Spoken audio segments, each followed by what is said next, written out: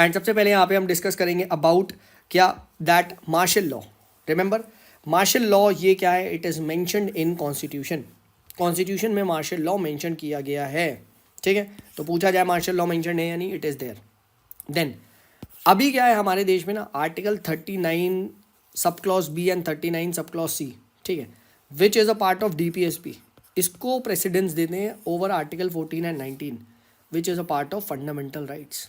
तो please remember, can some DPSP give in preference over the fundamental right? Answer is yes, yes and yes. ठीक है, so please remember this, article 39 B C, right, ये हमने बात कर लिया. अच्छा, and centre can it direct the states to, you can से, implement the DPSP and dismiss them अगर वो फॉलो ना करें? ठीक है, द आंसर इज येस, ये बिल्कुल सही बात है. ठीक है, and can the president reject a bill अगर वो डीपीएसपी को वायलेट कर रहा है? तो येस, ये भी होता है. इसीलिए बोला जाता है डीपीएसपी का एक क्रिटिसिज्म है क्या, they create conflict between prime minister and president. ठीक है, यही रीज़न है कॉन्फ्लिक्ट का. ठीक है, प्लीज़ रिमेंबर दिस. ठीक है, then to uphold sovereignty, unity and integrity of India, ये क्या है?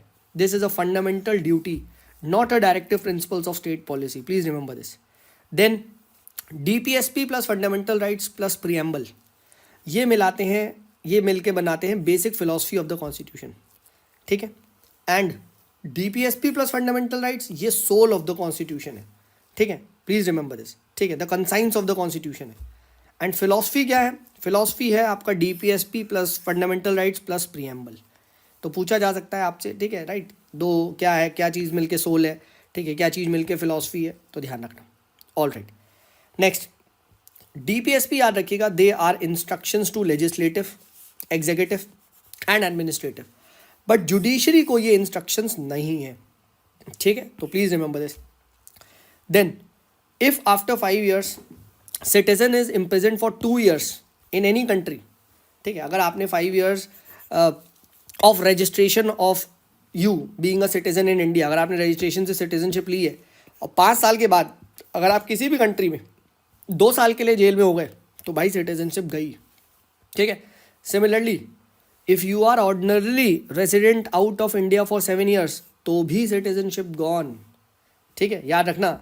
ठीक है, and this is what the basic idea is. ठीक है, fine. And then what do you mean by deprivation? ठीक है, तो deprivation means that termination of the Indian citizenship by the central government. ठीक है, राइट, जैसे डेप्रिवेशन हो गया, फिर और अदर मेथड्स क्या होते हैं, टर्मिनेशन होते हैं, रिनंसिएशन हो गया. ठीक है, एंड डेप्रिवेशन के अंदर ये 4-5 तरीके हैं. ठीक है, जिसके through you could be deprive of your citizenship. ठीक है, आपकी सरकार टर्मिनेट कर देगी. ठीक है, अगर आपने रजिस्ट्रेशन से सिटीजनशिप ली है और 5 साल के बाद 2 साल के लिए जेल में चले गए तो गए.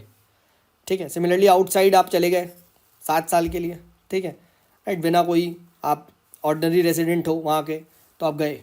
ठीक है, then charter act of 1833, this was the first time when a government of India was created having authority over the entire territory in India, and Lord William Bentinck became the first Governor General of India. This was asked this year in 2023 का prelims, right? Charter Act of 1833. ठीक है, next, charter act of 1853 कौन सा था? जब first time क्या हुआ था, it separated the legislative and the executive functions of the council, and इसीलिए क्या था, this introduced a parliamentary form of government. So for the first time India में पार्लियामेंट्री फॉर्म ऑफ गवर्नेंस का evidence कहाँ मिलता है? चार्टर एक्ट ऑफ 1853, क्योंकि उसने क्या किया था, उसने सेपरेट कर दिया था legislative and executive functions of the governor general के काउंसिल. ठीक है, राइट. अच्छा, फिर 1861 के एक्ट ने क्या करा था? 1861 के एक्ट ने it restored the power of the legislative power to Bombay and Madras. उनकी लेजिस्लेटिव काउंसिल से पावर पहले ले ली गई थी. ठीक है, बट 1861 ने कि एक्ट ने इसको रिस्टोर कर दिया था. ठीक है, राइट, तो please remember this. And actually क्या था, britishers when they started to rule, तो 1833 तक तो बहुत सेंट्रलाइजेशन चला, बट उसके बाद से यू विल फाइंड जितने भी एक्ट आए तो डिसेंट्रलाइजेशन होता गया. फॉर एग्जांपल 1853 में सबसे पहले आपने देखा कि लेजिस्लेटिव एग्जीक्यूटिव फंक्शंस को अलग किया. 1861 में जो बॉम्बे एंड मद्रास की लेजिस्लेटिव पावर थी वो वापस कर दी. ठीक है, तो ये चीज़ ध्यान रखिएगा. Then 42nd constitution amendment act ने 4 डीपीएसपी को ऐड किए थे, ये भी पूछा जा चुका है, प्लीज रिमेंबर दिस, ठीक है। एंड इसकी जो ट्रिक है CPWE, 1 was for children, healthy development of children, second was for women, ठीक है, राइट, चिल्ड्रन एंड वुमेन के लिए, ठीक है। सेकेंड देन उसके बाद क्या था, वर्कर के लिए था, ठीक है, तो participation of workers in the management of industries 43 है, ठीक है। देन उसके बाद क्या था, ई से इन्वायरमेंट के लिए था, ठीक है, तो इन्वायरमेंट, फॉरेस्ट, वाइल्ड लाइफ, इनको प्रोटेक्ट करना 48A आया था। एंड एक था free legal aid to poor, ठीक है, तो P फॉर पुअर, तो चिल्ड्रन, ठीक है, पुअर, देन उसके बाद क्या है, वर्कर एंड इन्वायरमेंट, ये ध्यान रखना। And 44th constitution amendment act से मिनिमाइज द इनइक्वालिटी आया था, ये मैंने कल आपको बताया था, क्योंकि 4 - 4 आपका 0 होता है, ठीक है, तो ये चारों पता होने चाहिए, ठीक है। प्लस आर्टिकल्स भी देखो पता होने चाहिए, 39 healthy development of children, 39A free legal aid to poor, 43A participation of the worker in the management of industry, and 48A protection of the environment and you can say safeguard the forest wild life. एक और trick याद रख लो, क्या, जो 4 articles add हुए 42nd amendment से, 3 में A आता है, ठीक है, और एक नॉर्मल है, ठीक है, हाँ है ना, तो इस तरीके से अगर आप याद कर पाओगे, ठीक है, तो भी आप आसानी से याद कर सकते हो। 39, ठीक है, दूसरा 39 हुआ तो 39A होगा, 39 प्लस उसके बाद 4 ऐड कर दो, ठीक है, तो आर्टिकल 43A, ठीक है, और इसके बाद उसमें 5 ऐड कर दो तो आर्टिकल 48A। तो ये 4 एक्ट याद हुए थे, ठीक है। 39 वो A है तो इसके बाद एक और A आएगा, देन उसके बाद क्या, +4 ऐड करो, देन उसके बाद +5 ऐड कर दो। वेरी इजी, आपको सारे आर्टिकल्स यहाँ पे निकल के याद हो जाएंगे, निकल जाएंगे, ठीक है, राइट। प्लीज़ देखो भाई याद करना है, देखो याद करने के लिए वीडियोस देख रहे हैं, ठीक है, ये तो सबको पता है, ठीक है, all right. Next 97 constitution amendment act 2011, ठीक है, इसने क्या किया था, 43B एक्ट डाला था, which is for the cooperative society, तो कोऑपरेटिव सोसाइटी यहाँ रखिएगा 43BC cooperative society is for 43 वाला कौन सा है, 43B क्या है, C के कोऑपरेटिव सोसाइटी के लिए, याद हो गया। A is for what, 43A is for worker in the management of industry, ठीक है, राइट, मैनेजमेंट, ठीक है, AMW AML मैनेजमेंट, ठीक है, ये ध्यान रखना, ठीक है, राइट। और ये हमने देख लिया 39A 4 ऐड करेंगे 43 से 48 आ जाएंगे, 43BC या आपका कोऑपरेटिव सोसाइटी के लिए, ठीक है सर। एंड 44th वाला मिनिमाइज द इनइक्वालिटी, बढ़िया, ठीक है, fine. Then next, estimate committee is the largest committee, right, largest parliamentary committee, 30 member होते हैं, प्लीज नोट सारे लोकसभा से होते हैं, ठीक है। And then what is citizenship, it is the full and equal membership of a political community, it indicates relationship between the individual and the nation state.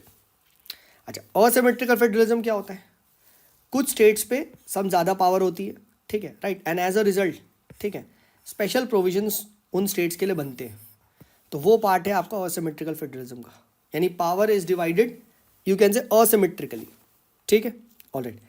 Then president has no power to send back constitution amendment bill, president ना भाई constitution amendment bill को वापस नहीं कर सकता कि reconsider करो, उसे हाँ बोलना ही पड़ेगा।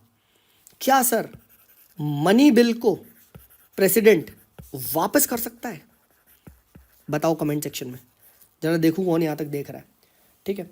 Then next, the power and function of the Gram Sabha are fixed by the state legislature and not the constitution, ठीक है, प्लीज रिमेंबर दिस। इसीलिए ग्राम सभा को you will find it is not a very powerful body, क्योंकि power तो भैया state के हाथ में, ठीक है। Then all the members of the 3 levels of panchayat are elected, please remember this. But ठीक है, मतलब डायरेक्टली इलेक्टेड, बट क्या है, जो चेयरपर्सन होता है पंचायत का, वो डिस्ट्रिक्ट एंड इंटरमीडिएट लेवल पे इनडायरेक्टली होता है, ठीक है।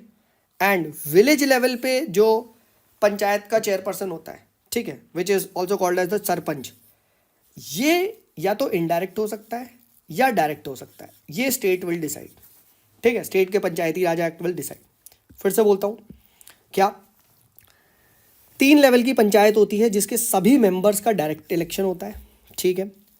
जो इंटरमीडिएट और हायर लेवल पे, डिस्ट्रिक्ट लेवल पे जो पंचायत होती है, वहाँ के चेयरपर्सन हमेशा इनडायरेक्टली इलेक्टेड होंगे, बट विलेज लेवल के चेयरपर्सन ना, it can be direct as well as indirect, decide कौन करेगा, स्टेट, ठीक है, ऑलराइट।